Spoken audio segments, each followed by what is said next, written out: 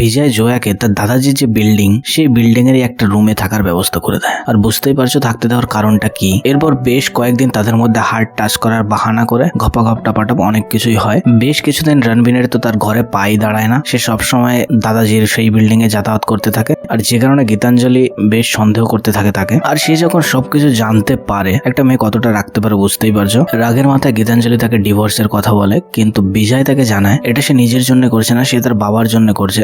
I mean মানে তার বাবাকে কে হত্যা করতে যাচ্ছে সেটাই খোঁজার জন্য সে এই সমস্ত কিছু করছে। এটা জাস্ট একটা ড্রামা, সে এটাই বোঝাতে চায় গীতাঞ্জলিকে। আর এটা শুনে গীতাঞ্জলির রিয়াকশন সেই রিয়াকশনটা হয় যে ডায়লগের মিম খুব ভাইরাল হয়েছিল, যে কথার মানে হলের কোনো অডিয়েন্স তো বুঝতে পারেইনি, বাড়ি এসে ইউটিউব ঘাটতে হয়েছে সেটা জানতে কি অ্যাকচুয়ালি ডায়লগটা ছিল। যাই হোক আমি বলছি সেটা বাংলাতে। গীতাঞ্জলি সেখানে বলে তোমার সঙ্গে তোমার বাবার যে ভালোবাসার যোগ সেটা একটা রোগের মতো, এটাই বেসিক্যালি বলতে চাইছে। সিন চেঞ্জ হয়, আবার আমাদের অ্যানিম্যালকে আমরা দেখতে পাই জয়ার সঙ্গে, যেখানে বিজয় তারই লাভ বাইটের কালারের সঙ্গে ম্যাচ করিয়ে জয়ার জন্য একটা রোলস রয়্যালস অর্ডার করে। কিন্তু সে কালারের গাড়িটা যখন ডেলিভার হয় আর সেই গাড়িতে বসার ঠিক আগের মুহূর্তে গাড়িটা যখন ব্লাস্ট হয়, এটা জয়ার একদম সামনে ঘটায়। সে বেশ একটু টেনশনে দেখা যায়, কিন্তু বিজয় তাকে জানায় বুঝতেই পারছো কত টাকা। সে বলে এরকম গাড়ি একটা যাবে 10টা আসবে, ওসব ছাড়ো, আজ আমি তোমার সঙ্গে নিকা করতে চলেছি, দরকার হয় তার জন্য আমি গীতাঞ্জলিকে ডিভোর্স দিয়ে দাও। এত কিছুর পরেও সে বিজয়ের মুখে এই প্রস্তাব পেয়ে সে আর থাকতে পারে না,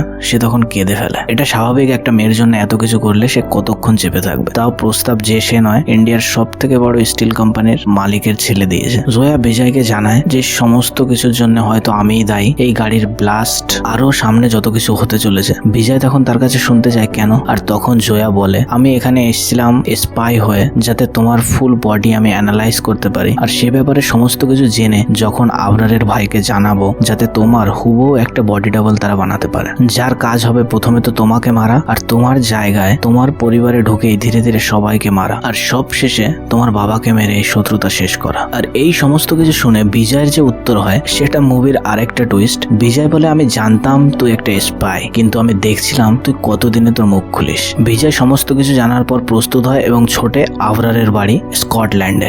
বিজয়ের আসার খবর আবরার পেয়ে আবরারও খুব রেগে যায় এবং সেও ডিসাইড করে তাকে না মেরে সে এক পাও নড়বে না সেখান থেকে। কিন্তু আবরারের ভাই তাকে জানায় দেখ আমাদের দুশ্মনী বলবীরের সঙ্গে নাকি ওর ছেলের সঙ্গে, এখন তোরা দুজনেই গরম হয়ে আছিস, হয়তো লড়াই এমন কিছু হবে তোরও মৃত্যু হতে পারে তারও মৃত্যু হতে পারে, কিন্তু সে মরলে কিচ্ছু যাবে আসবে না, কারণ সে তার বাবাকে প্রোটেক্ট করতে চায়। কিন্তু এখানে যদি তুই মরে যাস তোর বদলা বাকিই থেকে যাবে। বিজয় যখন স্কটল্যান্ডে আবরারের বাড়ি আসে, সে সেখানে এসে কাউকে খুঁজে তো পায় না, কিন্তু সেখানে দেখতে পায় তার 3 ওয়াইফকে, যার মধ্যে সেই নতুন ওয়াইফটা এখন প্রেগনেন্ট। তারই পেটে বন্দুক ঠেকে বিজয় জানতে পারে আবরার প্রাইভেট জেটে করে স্কটল্যান্ড ছাড়তে চলেছে। কিন্তু আবরার স্কটল্যান্ড ছাড়ার আগেই সেখানে বিজয় চলে আসে এবং তাদের দুজনের মধ্যে একটা মারামারির ব্যবস্থা করা হয়, যেখানে তাদের দুজনেরই দলকে ইন্টারফেয়ার করতে মানা করে।